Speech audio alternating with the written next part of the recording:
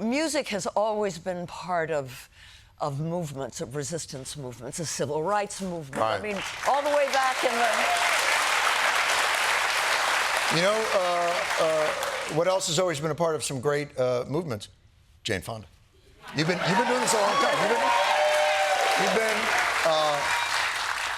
Vietnam, no nukes, LGBTQ rights. I mean, issue after issue. You've stepped up. What? You know, why? I think I was about 33 when I became an activist in 1970, and before then, I wasn't involved in anything. I was Really? kind of hedonistic. I kind of knew if I really get involved, my life is going to change, and I kind of stayed away. And then it was American soldiers that got me to understand the Vietnam War, and my whole life changed. And then, because I lived in France, I moved back here, and because it was soldiers that had opened my eyes, I became part of the GI movement. But it was the people that I met.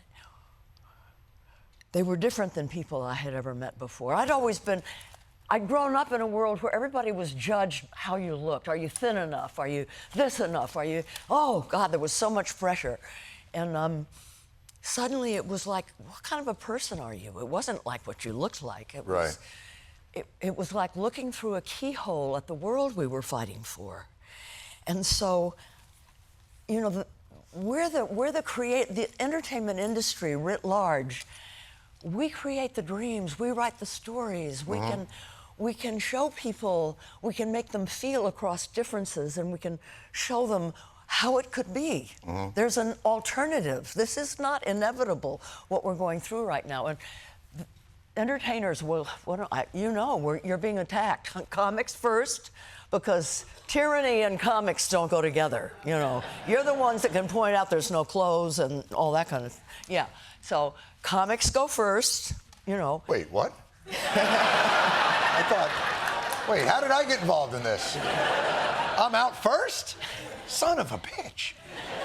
But what was so great is that when they said that Kimmel was going to be taken off the air, and millions of Americans canceled their Disney subscriptions or threatened to cancel. Yeah, in Colorado. So, it's called non-cooperation. And that's what we have to do. Non-cooperation. So the Committee for the First Amendment, it existed before. We want to organize the entertainment industry to not cooperate with what's happening, because our democracy is being destroyed. Our rights are being taken away. Tell me about the perspective on that, because you bring up an interesting point. This committee existed in the past, and it really was in the 50s, was it not? The House Un-Americans Activities. First was created, it was called the Committee for the First Amendment. Right. Hollywood Strikes Back in 1947 against the House Un-American Activities. Right. My dad was a member. That's how I knew about it, yeah. Fantastic. And then, yeah, I'm my dad's daughter. It just took me a while. Yeah. It's such an interesting thing. Do you recall watching him go through standing up for things and being criticized? Did that make you fearful of that? What was it? No, it made your experience when I with it? stood up finally, it made him fearful. He was worried. Really? Yeah. For you? Yeah. Yeah. Well, you took. He'd seen careers and lives destroyed. Right. And it's happening now. But I don't know if people are aware enough about what's happening. You know, books are being banned. The funding of arts councils are being taken away. Sure. Television shows where there's a black wife of this guy. No, you can't do that. Cancel it. No, you can't have an LGBTQ. You know, they're just being canceled. Yeah. It's almost like people are acquiescing to it because they fear. I think what the government understands is corporations don't want friction. They don't have any moral stand to take on it. They just don't want the friction. And so if people can create friction to the corporation, then they'll listen to them.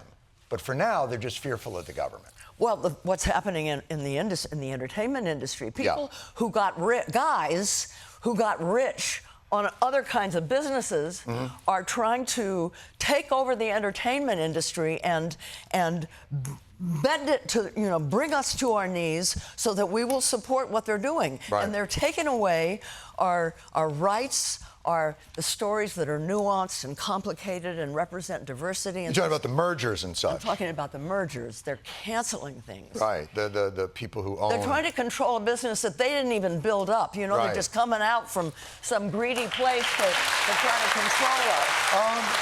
Well, that's all the time we have for tonight. It's probably a good idea they're doing that. Gee, what are you doing? But listen, people. What are you trying to pull here? Either come to the town hall on June 14th. Yeah. When we're going to do the music that gets people to rise up and speak out. Right. Now is the time. This is the time, guys. In your experience, and I think people are really thirsty for it.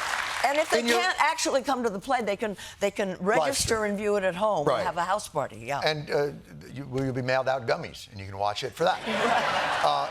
In your experience for this, have you learned lessons of what effective activism looks like, what less effective activism? Were there certain movements that you were really appreciative of how they went about, whether it was the No Nukes movement you were involved in or Vietnam? What can you tell people about the most effective ways to get involved and how you've seen that play out over time? Listen to people talk. Young people, because they have these phones now, they can get thousands of people to come out overnight to a... Right. That's not organizing. Oh. Organizing takes time. You have to talk to people. Right. You have to understand where they're coming from. You have to... I don't know.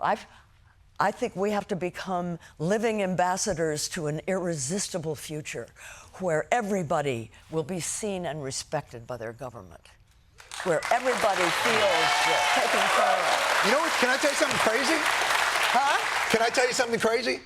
I believe you. Like, watching this animate you, watching your passion for it, you seem like you really believe this can change and go in the right direction. This is not something you play at. You believe it in your soul, it appears. Yeah, we're going to move the needle. We're going to change things. Right. Absolutely. Yeah. And so, one of the most important things is community. This is what we've learned from Minneapolis, right? Right. They People that stay take together. care of each other. Right. You have to know your neighbor. You have to be willing to take care of people who are hurting. I know it's called woke. It's so beautiful. It means you've got a big heart. It means that you care. It means you're an upstander, not a bystander who kind of just walks past when you see somebody that hurts.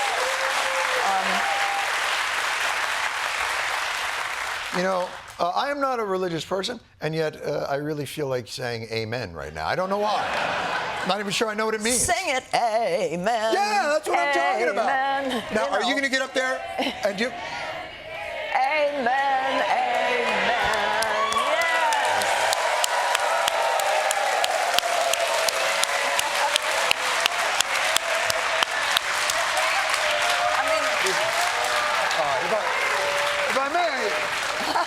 If I may, I didn't need all that.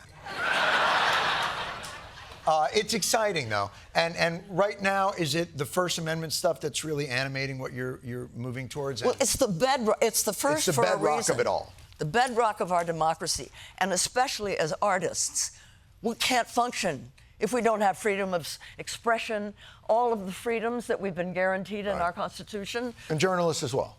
They need to be able to absolutely to stand up through it. Yeah. And journalists are part of the Committee for the First Amendment. When did you reanimate this? When did this start? October 1st. You just started this? Yeah. You already booked town hall? Yeah. No, and we had a big thing in front of the Kennedy Center. I mean, we're changing the zeitgeist. His name came off today. Off the building? Yeah. Did they really take it off? They're going to take it off.